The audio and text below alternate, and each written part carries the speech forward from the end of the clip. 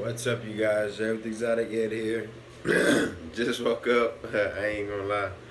Um, Coming at you guys with a little bit different one. This right here is a how to slash care guide slash. This is where we're at with it right now. So basically, I'm just gonna talk about keeping dubias, and I've been keeping dubia roaches for the longest. When it comes to feeding, uh, it's probably one of my most trusted feeders. Probably if I had the choice, if some of my animals, didn't prefer worms and whatnot, I'd only feed dubias because dubias don't stink, they don't smell.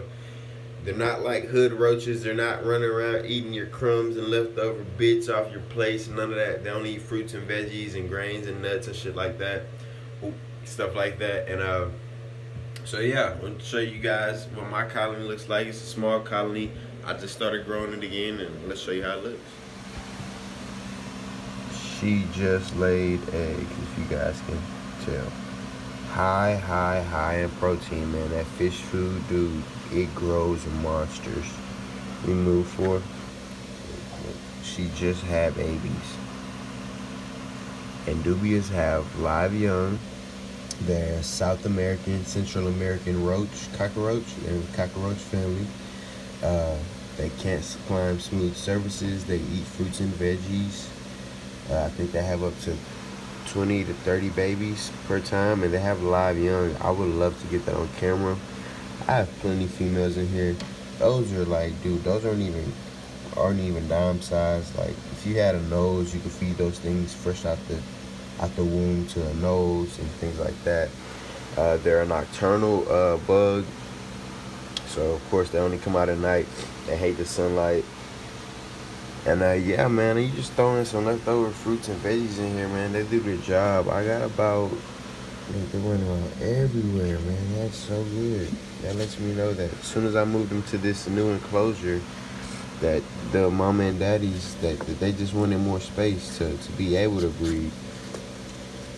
So I just want to check and see are my other females having babies? That's what I want to know. Are my other females having babies? And clearly not.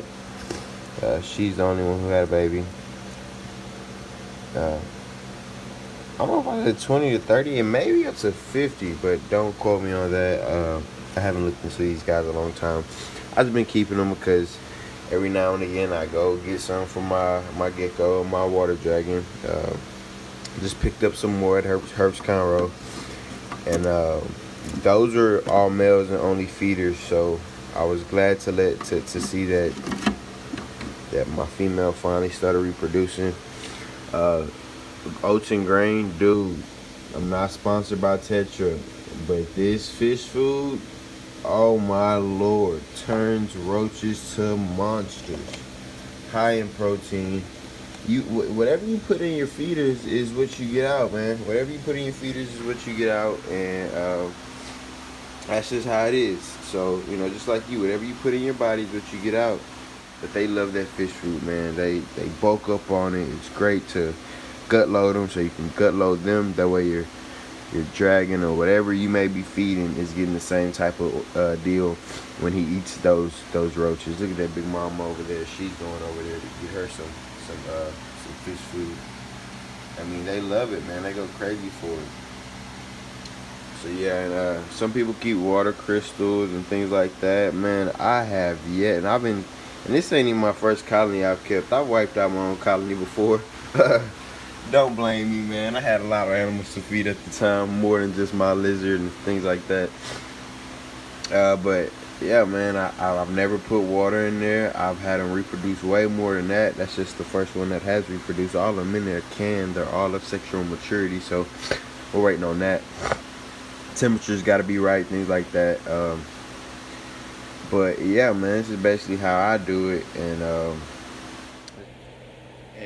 we're back, man. We're actually back about that. I recorded that. That was, I believe, June 15th or 16th, and today's the 7th of August.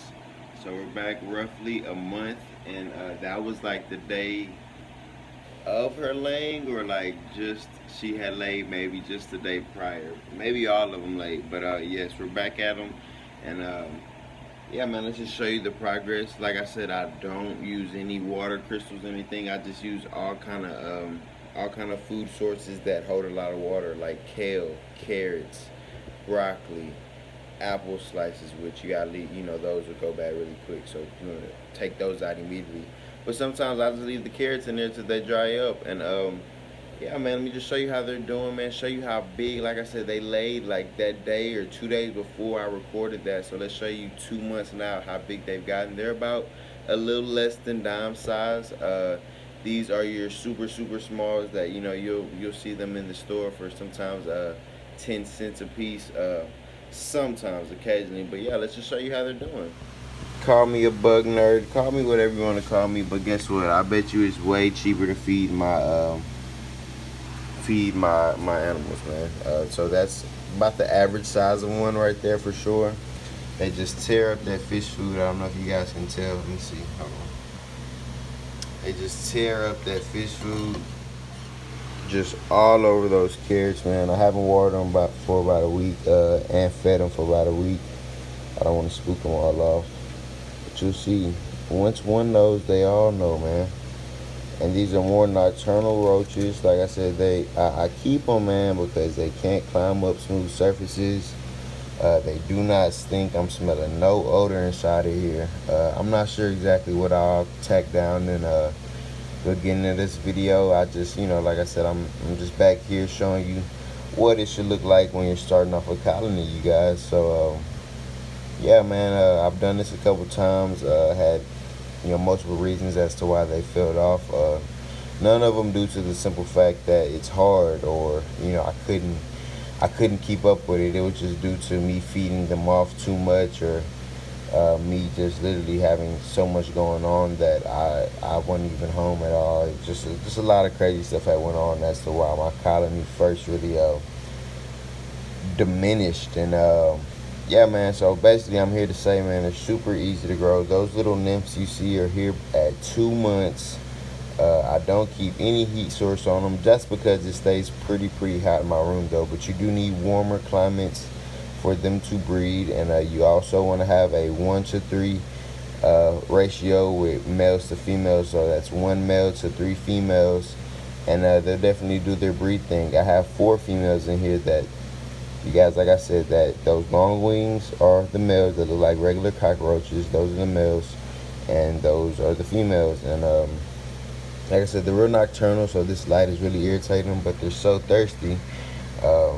They don't mind. They're getting right after that hydration through those carrots. And yeah, so that's pretty much it, you guys.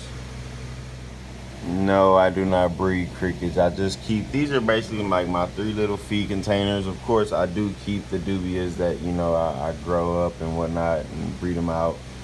But this is just whenever I go get a whole bunch of crickets, I put them in here, and then my supers, I put them in here. That's the fish food, of course.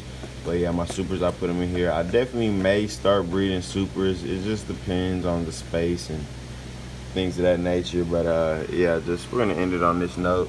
If you guys want to see more stuff like this into my reptiles, man, the bugarium, me messing with bugs, man, having to feed my critters. Just a little PSA, man, my dang scorpion did die for sure. Not due to me, lack of husbandry, and then it very may well have been for sure. But he had just eaten and rehydrated, drank 2 days before he died. But he was a really big male. I'll try to get a picture in right here.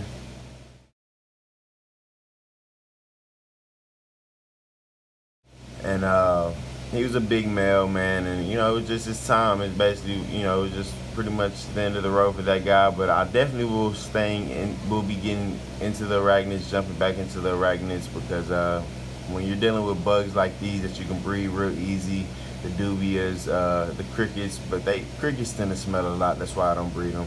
I just pick up as I need. And then of course the supers.